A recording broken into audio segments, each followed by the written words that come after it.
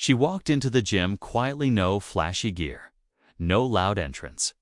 Just a simple woman in her 30s, barely 110 pounds, wearing a worn-out hoodie and old sneakers. Most people didn't even notice her at first, but the few who did, they laughed. They whispered, "What's she doing here?" Someone smirked. "She looks like she couldn't lift a dumbbell, let alone throw a punch." One voice, louder than the rest, made sure she heard him. 220 pounds of muscle and ego. The self-proclaimed Gym King. He had a following, a reputation, and a long list of guys he'd dominated in sparring sessions. So when he called her 110-pound trash, nobody blinked. That was just him being him. But what no one knew was that this woman wasn't new to the fight game. She didn't grow up on gym selfies and protein shakes. Her training came from life quiet, tough, and real. She didn't argue. She didn't explain. She simply nodded when he challenged her to a friendly demonstration match. "Just a few rounds," he said, to teach her how real fighters move. The gym was buzzing. Phones were out. Everyone expected her to quit in the first 30 seconds. What happened next shocked the entire room. She didn't flinch. She didn't panic. She watched, measured, moved with calm, sharp focus. The Gym King charged forward, smiling, hands down. He didn't see it coming, perfectly placed shot to the liver. One punch. That was all it took. He hit the ground hard, gasping, silent. The gym went quiet. Dead quiet. Who was she? How did she do that? Was it just luck or something else? What they didn't know was that her story went far beyond that single moment. And the truth behind her training, her past, and what led her to that gym would change the way everyone saw strength forever. But to understand why that punch dropped, a man twice her size, you'll have to hear what came before. Before that liver shot stunned everyone. Before the silence and the stares, there was a story hidden behind her quiet eyes. Her name was Mia. Most people wouldn't remember it. They only saw the hoodie, the small frame, the shy smile. But back in her hometown, a dusty little place 2 states over, Mia was known for something else. Not fame, not titles, but grit. She had grown up around older brothers, all of them fighters, all of them rough. Their garage doubled as a makeshift gym. No mirrors, no fancy equipment. Just cracked mats, heavy bags patched with duct tape, and endless rounds that taught her more than any coach ever could. She learned to fight not because she wanted to, but because she had to. Every punch, every dodge, every move she picked up was about survival, not sport. She never posted her training online, never entered big tournaments. She didn't care about clout or praise. While others chased spotlights, she worked quietly. Her life was filled with early morning shifts, night classes, and training squeezed in wherever she could find time. To most, she looked like a regular woman. Nothing about her screamed fighter. But every scar on her knuckles, every bruise hidden under sleeves, held a story no one bothered to ask about. So when she stepped into that gym on a rainy Tuesday afternoon, she wasn't looking for a fight. She just needed a place to train, somewhere to focus, somewhere to breathe. But instead, she found stares, mockery, that heavy mix of doubt and judgment that follows anyone who doesn't fit the image. And standing at the center of it all was him, the Gym King, lifting weights like he owned the air in the room. He laughed loud, talked louder. He made sure she felt small. But what he didn't know, what none of them knew, was that Mia had already been through worse. Much worse. The gym had its own rhythm grunts, thuds, and the hum of egos bouncing off walls. Mia didn't fit into that rhythm, and people noticed. Every move she made, every time she hit the bag, eyes followed her, not with interest, but with judgment. Whispers grew louder. "She's wasting space."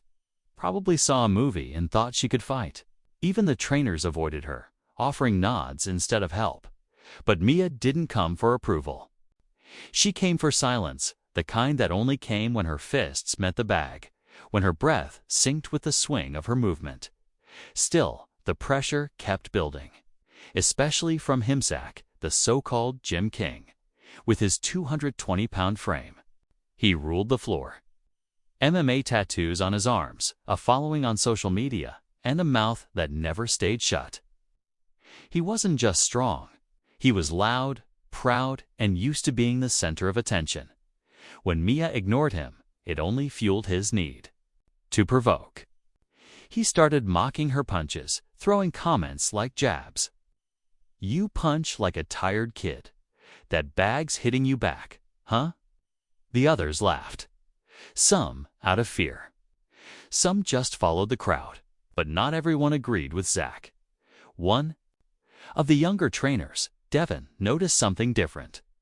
He watched Mia's footwork, the way she moved, not fast, but smart. Efficient. He had seen amateurs. She wasn't one of them. Still, he stayed quiet. Zach had a way of shutting down anyone who spoke up. Meanwhile, Mia stayed focused. Her silence wasn't weakness. It was control. But inside, old memories stirred. Places she'd been. Fights she'd had to win, not for sport, but to keep herself safe. And when Zach finally crossed the line, challenging her in front of everyone, cameras ready, followers watching, she said only 4 words, just one clean round. No one could have guessed what was about to happen next. The gym floor cleared as the challenge became real. Mats were pulled out, phones went up. Even the trainers, who usually kept things professional, paused to watch. The energy shifted. Nobody expected a real fight. They expected a lesson, a quick one. Zach smirked as he wrapped his hands, flexing. For the cameras, like it was already won. Mia, on the other hand, quietly tied her hair back, her hoodie still on, eyes calm. Not scared, just steady. "Don't blink," Zach joked to the crowd. "Might be over too fast." Laughter rippled through the room, but Devin, standing off to the side, wasn't laughing. He watched Mia's posture, the way she shifted her weight, the subtle way her breathing slowed. This wasn't some out-tough-place woman trying to prove a point. This was a fighter getting ready. As they touched gloves, Zach leaned in and said something only she could hear. Whatever it was, she didn't flinch. Her eyes just locked in. The bell rang.